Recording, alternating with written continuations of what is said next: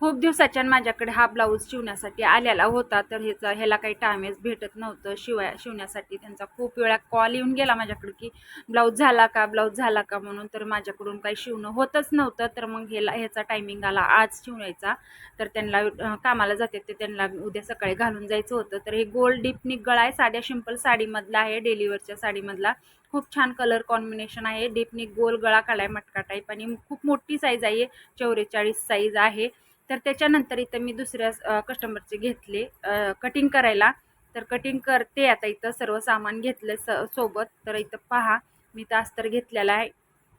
2-3 blouse आहेत, पण आता जेवढा माझ्याकडं अवेलेबल अस्तर आहे ते मी सर्वात आधी ते घेतले. तर कटिंगला घेतलं तर माझ्यासोबत काय झालं बघा, कटिंगला असंच घेतलं तर मार्जिंगचा ब्लाऊज शोधते तर ब्लाऊजच नाही मला भेटला.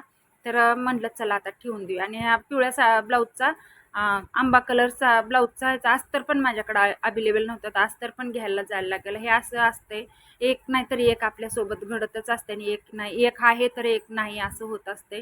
तर ते ठेवून दिले मी साईडला. आता म्हणलं उद्या त्याला घ्याईल म्हणून ते कटिंगला, म्हणून ते ठेवून दिले. मग इथं घेतले मी साड्या वेडिंगला, जे आता मग मी ब्लाऊज पिसा दाखवले हे त्यांच्या साड्या आहेत. तर मी इथं फॉल वेडिंगला साड्या घेतल्या. आता फॉल लावून घेते ताईंनो.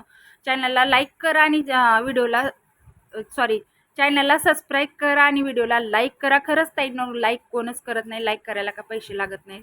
ते मगाशी दाखवला तो ब्लाऊज, त्याच्यामधली हे खाली पिवळ्या साडीच्या खालची ही साडी आहे का ब्लॅक कलरची पहा. तर अजून ही 2 साड्या आहेत. तर मी इथं बसले होते हातशिलाई करत. तर आता हे जे ब्लाऊज दाखवले ना मी कटिंग करायचे, तर त्याच कस्टमरच्या परत 2 साड्या घेऊन आले. इथंच व्हिडिओ एंड करते. भेटू नेक्स्ट व्हिडिओमध्ये. बाय.